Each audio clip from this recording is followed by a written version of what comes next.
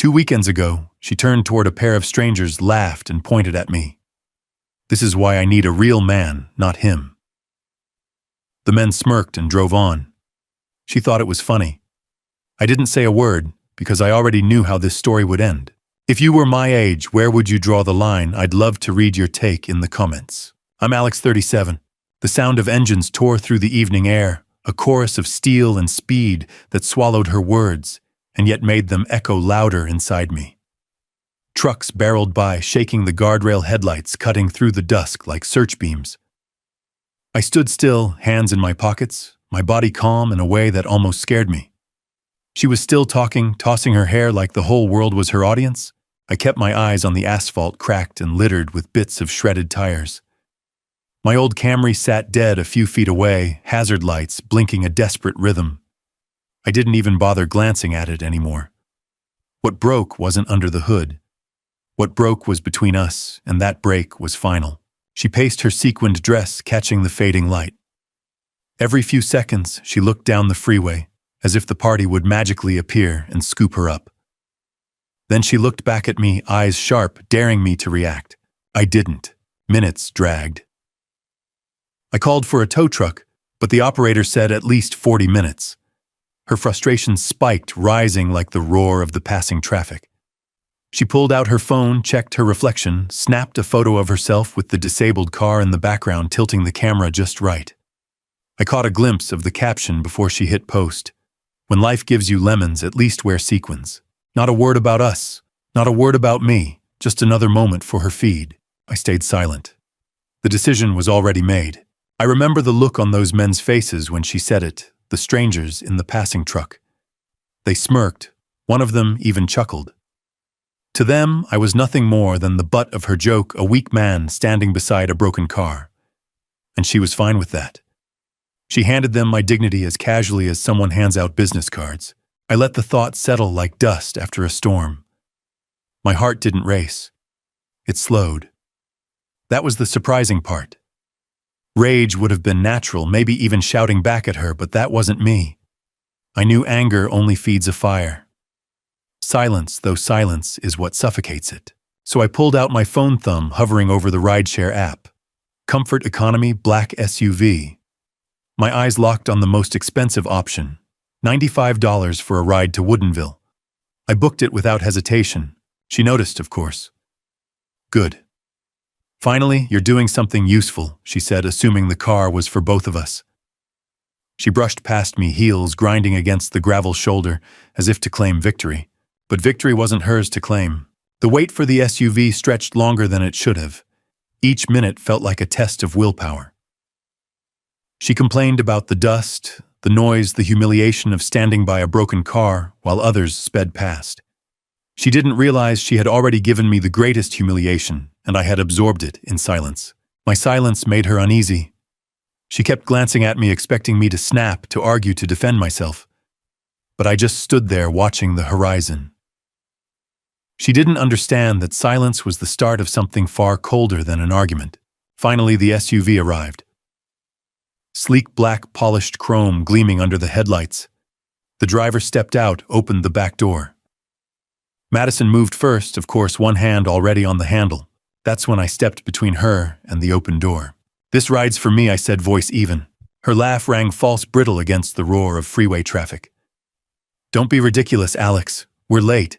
Get in." I shook my head, slid into the back seat, and pulled the door shut. The lock clicked, sharp, final. Her face froze. Through the tinted glass, I saw her mouth open, forming words I didn't need to hear. Anger, disbelief, maybe even fear, they all flashed across her features. She grabbed for the handle, but the driver had already slipped into his seat and merged us back into traffic. As the SUV gained speed, I looked into the side mirror one last time. She stood framed in the pulsing red of the Camry's hazard light sequins, scattering reflections like shattered glass. Then the image shrank, swallowed by the darkness and distance. The driver glanced at me in the rearview mirror but didn't speak. Professional. Silent. Good. My phone buzzed. Once. Twice. Then a steady rhythm.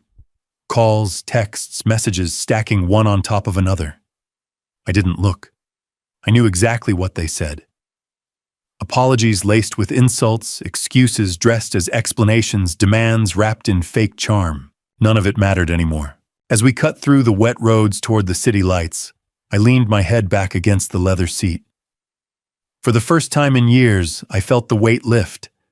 Not because she was gone yet, her clothes were still in my closet, her perfume still lined the bathroom sink, but because in that moment, I had chosen. The break wasn't coming later. It had already happened on the shoulder of I-5. I stared out at the blurred glow of headlights and taillights, thinking about how silence could be louder than any fight. She thought she had turned me into a joke. What she didn't know was that I had already written the punchline. That night wasn't about anger. It was about clarity. I had been holding up a facade for 3 years, telling myself she cared in her own way, that her obsession with image was just part of her job. But a facade eventually cracks, and when it does, the truth comes pouring through. And truth has a way of cutting deeper than any insult. By the time we reached the city, her messages filled my screen, but I still hadn't opened a single one. I didn't need to. The real answer was already locked in my silence, the kind of silence that doesn't fade. That was the night I stopped being her accessory. That was the night I became something else, something she didn't see coming. 2021 feels like a lifetime ago now. I was 34, fresh off a major promotion at the firm. Cybersecurity wasn't glamorous, but in Seattle it paid well, and I had carved a space for myself, a space that was quiet, efficient, and mine. That was when Madison walked in. She was 28, magnetic in every sense. Social media strategist for a rising boutique fashion label. Every post she made gathered likes the way tide pulls shells. She carried herself like every hallway was a runway. When she looked at me across that coffee shop in Capitol Hill, her smile made me forget the screen glowing in front of me. We started quickly. Too quickly, maybe. She moved into my apartment after just under a year. At the time, it felt effortless, like progress. Now I know better, it was acceleration without traction. The first comment came over dinner one Friday night.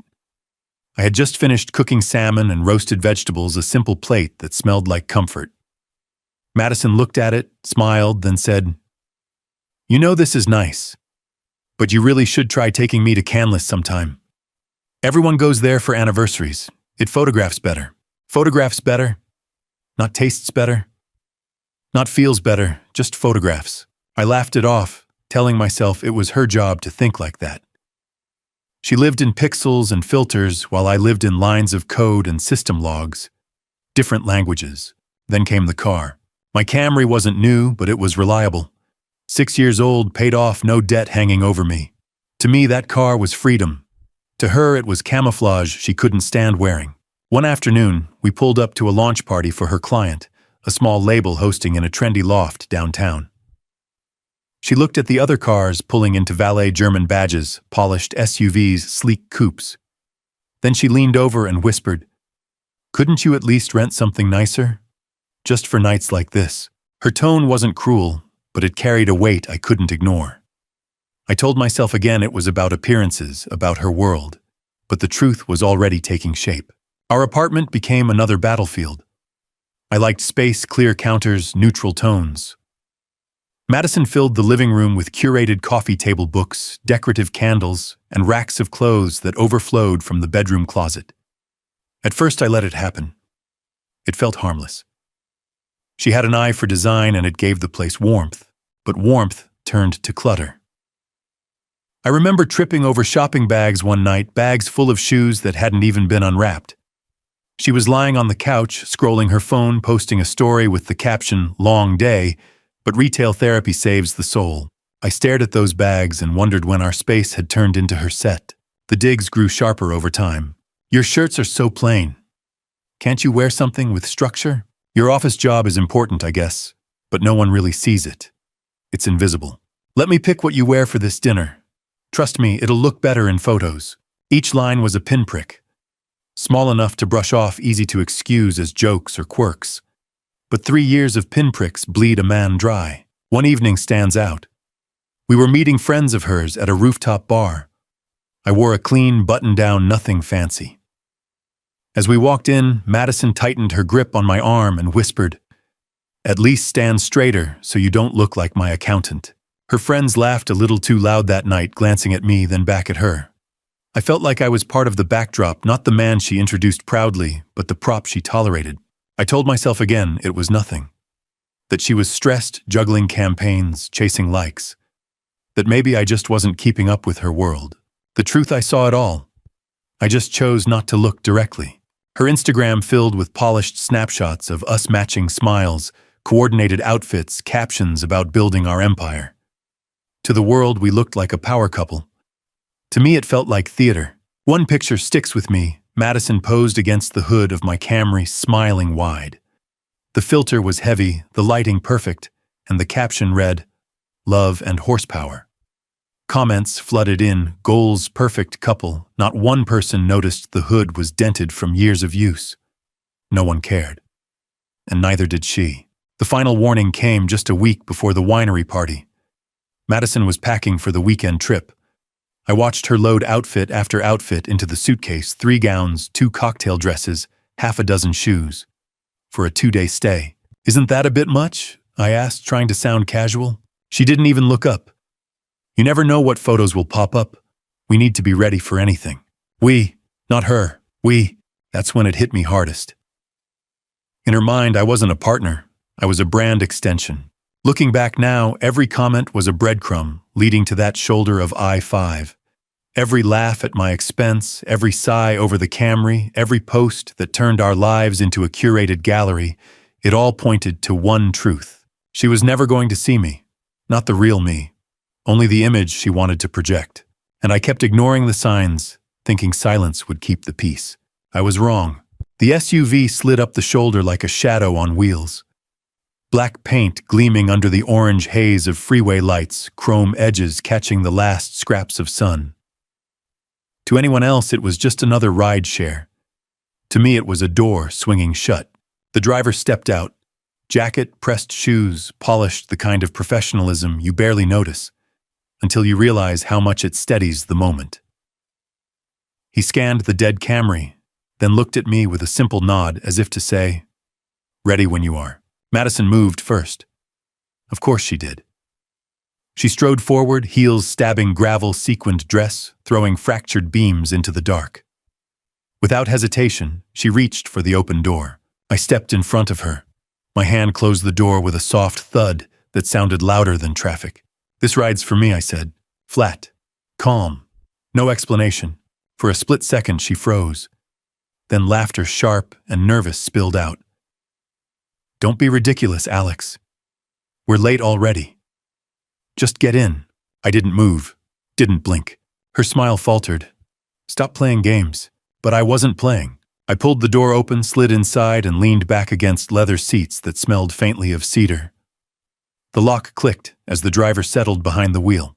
Through the tinted glass, I saw her face twist from confusion to disbelief, then to something closer to fear. She grabbed the handle, pulled, but the door stayed shut. Her mouth moved fast, shouting words I couldn't hear over the muffled seal of the cabin. Demands, curses, maybe even pleas, I didn't care enough to guess. The driver caught my eye in the rearview mirror. Professional detachment. He wasn't about to intervene. His job was to drive, not mediate. "Where to?" he asked. "Seattle," I answered, voice even, no hesitation. The SUV eased off the shoulder, merging back into the river of headlights.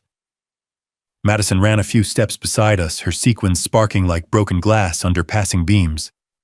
Then she fell behind, swallowed by distance, standing in the red pulse of the Camry's hazard lights. I didn't look back again. The hum of the tires filled the silence.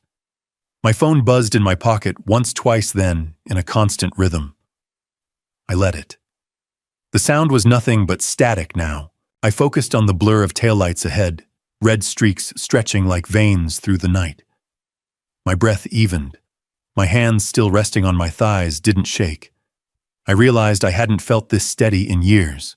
The driver cleared his throat once, maybe curious, maybe cautious, but never asked. That was good. I didn't have the energy to explain 3 years in a single ride. I thought about the men who had smirked at her words earlier. How easily they'd accepted the script she wrote me as the punchline, her as the one in control. She had handed them that story, and I had let it stand for a moment. But this was the rewrite. No yelling, no scene, no pleading.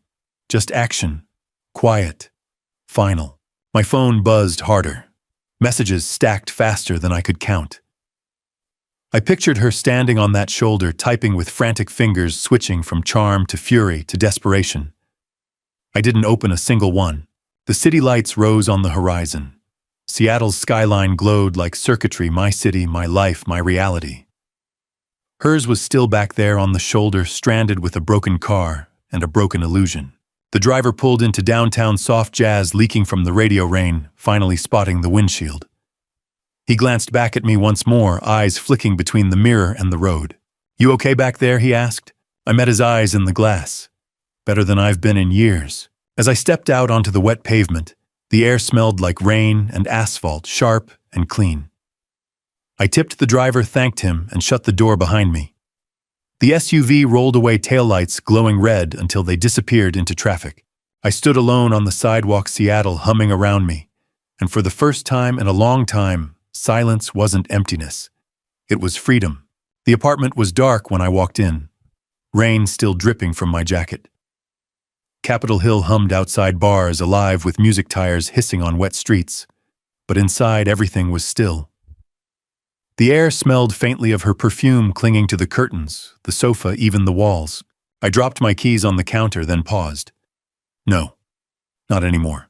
I pulled out my phone, opened the smart lock app, and reset the entry code. The panel on the wall glowed, digits shifting into a new sequence, a digital line drawn in seconds. Madison was on the outside now, permanently. The beeping ended, a soft chime signaling confirmation. Silence returned. I turned on the living room light. Her presence was everywhere. Glossy magazines stacked in uneven towers, designer shopping bags half collapsed in the corner. Candles burned halfway, but abandoned. It didn't look like a home. It looked like a showroom waiting for a photographer. I exhaled long and steady. Then I found the heavy roll of contractor bags I kept in the closet. Black plastic, thick and unyielding. 14 of them, more than enough.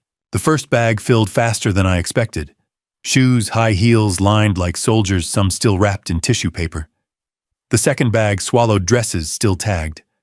The third held purses, glittering chains clinking like coins at the bottom. Each zip of plastic was a punctuation mark. I moved to the bedroom. The closet yawned open, stuffed with color and fabric, every hanger bending under weight. Madison had claimed 2/3 of the space within months of moving in. I pulled down sequined gowns, leather jackets, racks of blouses that smelled faintly of her cologne. Bag after bag filled until the closet stood bare on her side. The 13th bag strained at the seams, full of designer coats. I pressed the air out, tied it tight, and stacked it with the rest. The bathroom was last. Bottles lined the sink, serums, powders, perfumes with names I couldn't pronounce.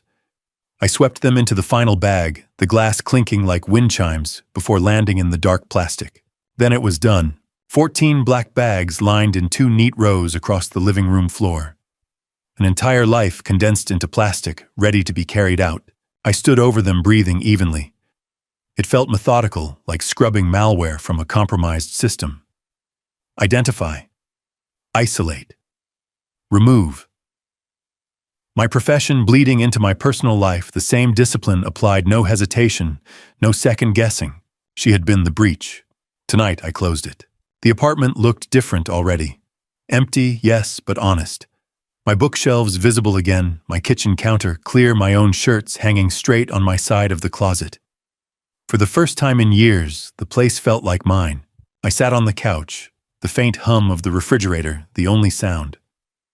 Outside, laughter rose from the street music spilling from a bar down the block. I leaned back, head against the cushion, and closed my eyes. The silence wasn't heavy anymore. It was clean. That night, I didn't check her messages. My phone lay face down on the counter, buzzing in bursts, ignored. Every vibration was proof of panic, but panic was no longer mine to carry. The only thing I carried was peace. Morning light bled gray through the blinds, the kind of soft, endless drizzle only Seattle could perfect. I stood in my kitchen, coffee steaming in my hand, staring at 14 black bags lined along the wall like a barricade. Her life, my decision. The apartment was quiet, stripped of her noise. No curling iron hissing, no high heels clattering against hardwood, no perfume cloud trailing from room to room. Just the hum of the refrigerator and the steady drip of rain outside. I pulled out my phone, set the mug down, and opened my contacts. First, her number, block. Second, her alternate, block. Third, her work phone, the one she always bragged about having just in case, block. Each press of my thumb felt like hitting delete on corrupted files. I moved on Instagram, Facebook, Twitter, every app where her name had once filled my notifications. I hit block, then block again. Her messages poured in while I worked, texts flashing across the screen, calls, buzzing, voicemail notifications, stacking. My phone rattled on the counter like it was possessed. I didn't open a single one. Next step, shared accounts. Spotify gone. Apple Calendar unlinked. Delivery apps reset to my card only. It was digital surgery, cutting her out vein by vein, leaving the skeleton of my own life intact. By the time I finished, my phone was still empty. A blank slate. I sipped my coffee, the bitterness grounding me. My mind wandered to work, to protocols drilled into me after years in cybersecurity. Identify the breach. Contain it. Eradicate it. Recover. Last night had been containment. This morning was eradication. Recovery had just begun. I walked through the apartment, slowly surveying the new landscape. My books lined the shelves again, visible without her vases blocking them. The closet was half empty, my shirts hanging neat and straight. Even the air smelled different without her dozens of perfumes competing for dominance. For the first time, I could breathe without feeling like I was borrowing space. I thought about the first time she'd laughed at me in public. It wasn't as sharp as what happened on I-5, but the cut was there. A rooftop bar, her friends, the accountant comment. I had swallowed it, let it pass, told myself it was stress. Now I knew it was rehearsal, but there would be no encore. By mid-morning, the drizzle turned to steady rain. Drops streaked the windows, blurring the view of the city beyond. I sat on the couch, phone in hand, scrolling through a feed suddenly quieter without her posts filling it. Her absence felt strange, like removing background noise from a recording. At first, the silence startled you.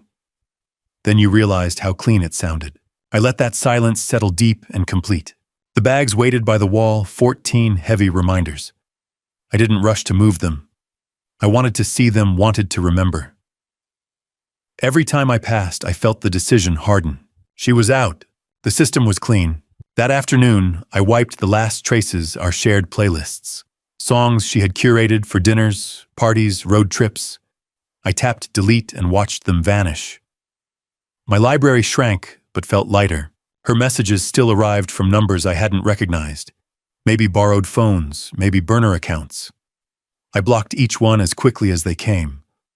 No response, no engagement. Just silence. Quiet justice line by line. By evening, the rain had stopped.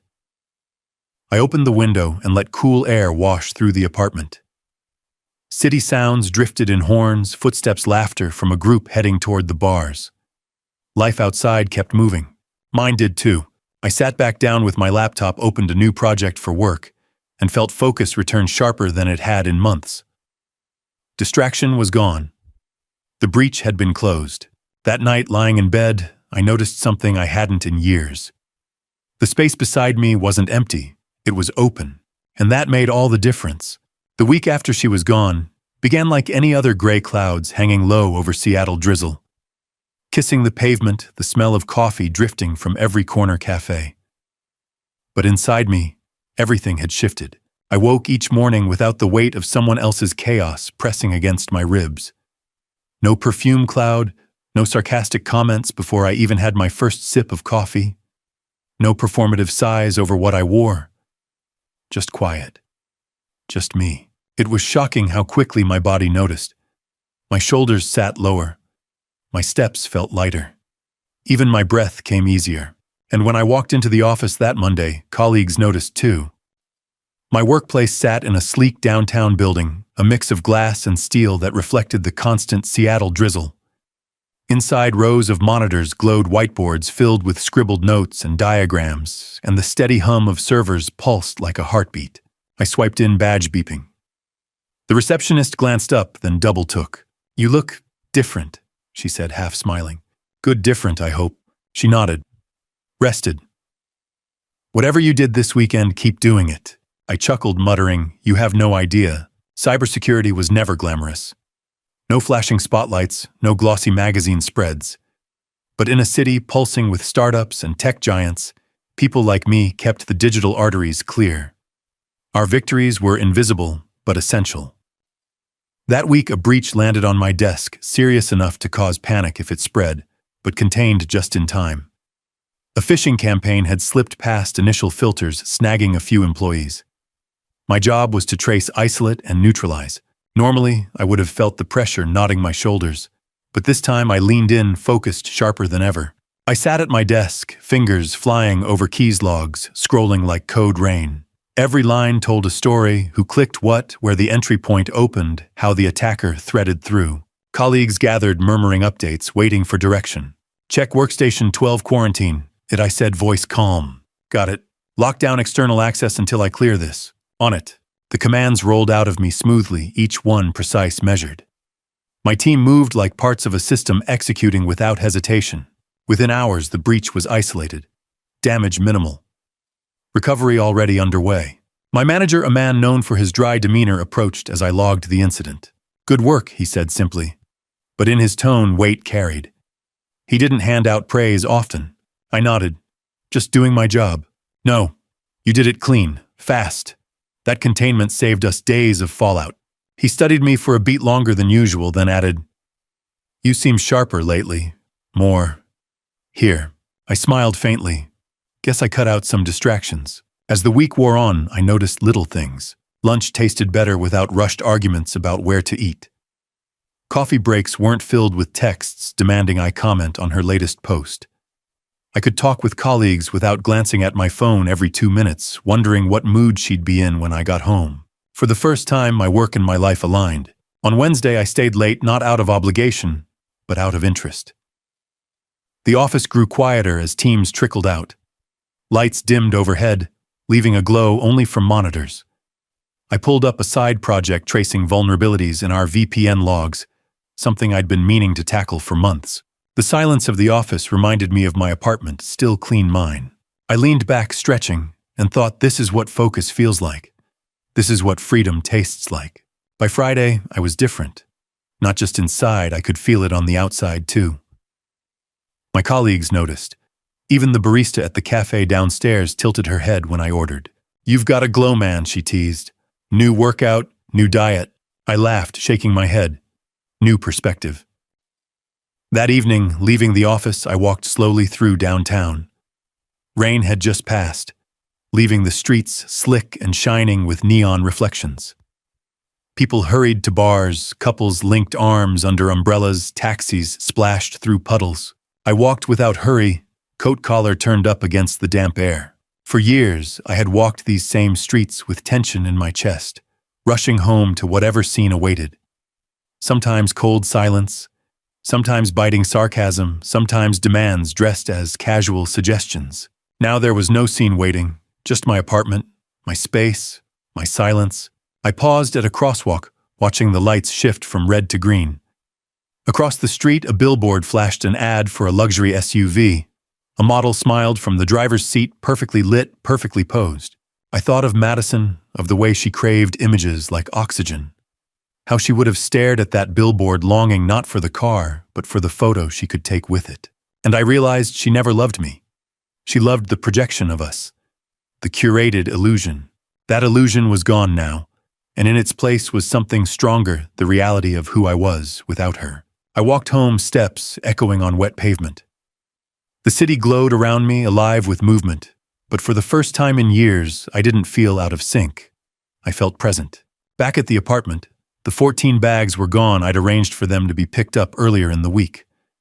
The space looked bare, but honest. I dropped my coat, sat on the couch, and listened. The quiet wasn't heavy anymore. It was steady grounding. I opened my laptop, not for work, but for myself. I started drafting notes for a certification. I'd been putting off, something to push my career forward. Madison had always called it boring firewall stuff, but in that moment I saw it for what it was: proof of skill, of purpose, of value. Not flashy, not performative. Real. I smiled to myself, fingers typing steadily. For once, the future felt like mine again. That night, lying in bed, I thought of the freeway. Her finger pointing, her laughter, cutting strangers, smirking. And then I thought of the SUV's leather seat, the calm of the ride, the city skyline rising as I left her behind. Humiliation had been her weapon. Silence was mine. And silence, I realized, was louder than anything she could ever post. It was Saturday evening when the pounding began. At first I thought it was just the neighbor's kid kicking a ball in the hallway. But the rhythm sharpened harder, insistent. I rose from the couch, muted the TV, and listened. Then came the voice. Alex, open the door. We need to talk. Madison. I didn't move. The smart locks panel glowed faintly by the door, the code she no longer had. A line drawn weeks earlier now proving its worth. She pounded again. I know you're in there. Don't you dare ignore me. I walked to the kitchen, poured water into a glass, and drank. Slow. Steady. Her voice rose and fell behind me, a storm beating against a wall it couldn't breach. My phone buzzed. Unknown number. Then another. Then a voicemail notification. I let them stack. Alex, listen.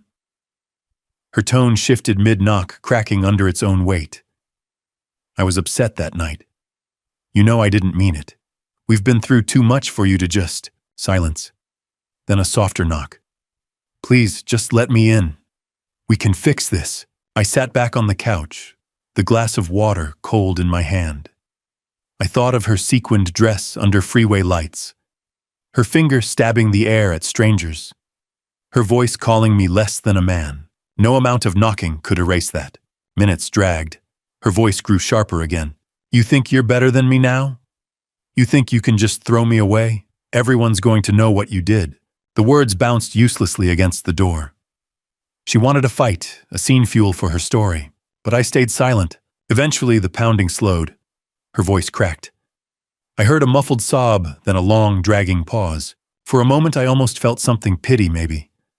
But then I remembered the years of pinpricks, the rooftop bar, whisper, the endless posts where I was a prop, not a person. Pity wasn't owed here.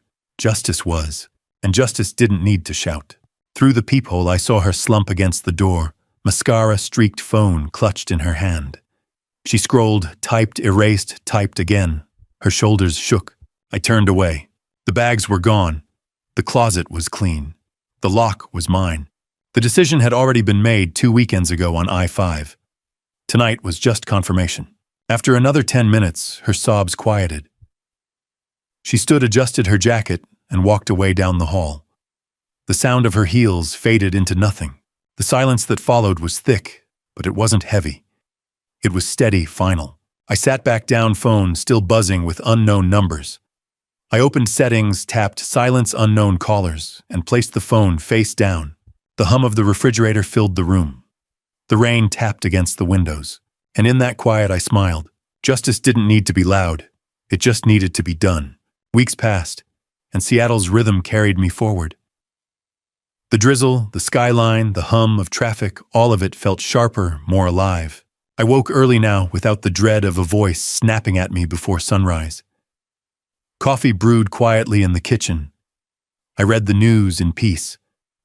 My mornings belonged to me again. The apartment, stripped of her noise, settled into a new shape. My shelves filled with books I actually read. The closet held only what I wore. The bathroom smelled like soap and nothing else. It wasn't empty. It was honest. At work, focus turned into momentum. I took on bigger projects, ones I'd been putting off. I signed up for the certification exam, studied late into the night, and passed it within weeks. My manager pulled me aside after the results, his voice low but clear. You've stepped up lately, Alex. Keep this up, and the next promotion's yours. I thanked him, but inside I knew the truth. It wasn't just stepping up. It was removing the weight that had been holding me down. One Friday evening, I walked home through Pike Place Market, just as vendors were packing up. The air smelled of rain and fresh bread, the neon signs glowing against wet pavement. Couples laughed, carrying flowers and bags. Street musicians played under awnings, their voices echoing through the drizzle. I paused, letting it all sink in. For the first time in years, I wasn't rushing anywhere. I wasn't worried about being late, about how I looked, about what photo would be taken. I was just there, present, free. My phone buzzed once that night, unknown number. I didn't even look. It didn't matter anymore. The silence was permanent. Back at the apartment, I opened the window and let the night air in. The city moved outside full of noise and light, but inside everything was calm. I sat on the couch, a book in my hand, coffee cooling on the table, and thought about the arc of the last 3 years. I thought about the rooftop bar, the parties, the endless comments that chipped away at me. I thought about the shoulder of I-5, her laugh slicing through traffic, strangers smirking at my expense. And then I thought about the SUV door closing the lock, resetting the bags lined in rows, the silence filling the apartment. Each step had been deliberate. Each step had been mine. Justice hadn't been loud. It hadn't been dramatic. It hadn't needed to be. It had been quiet, methodical, precise. And in the end, it was enough. I leaned back, listening to the rain tapping the window, and let the quiet hold me. For the first time in years, I wasn't someone's accessory. I wasn't a prop in someone else's performance. I was Alex, 37, and I was finally free. The story closed, not with shouting, not with courtroom drama, but with silence.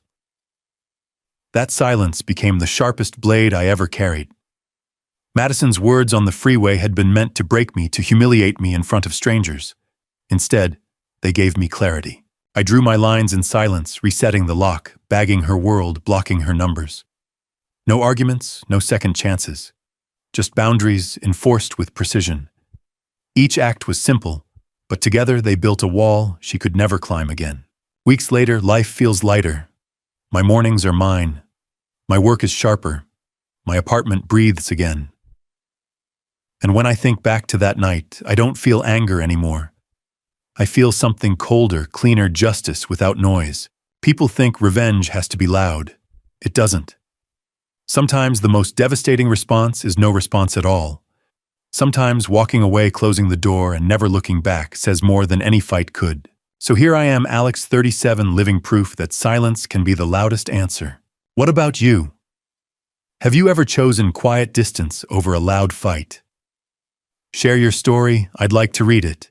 And if you've followed me through this journey, consider subscribing for more.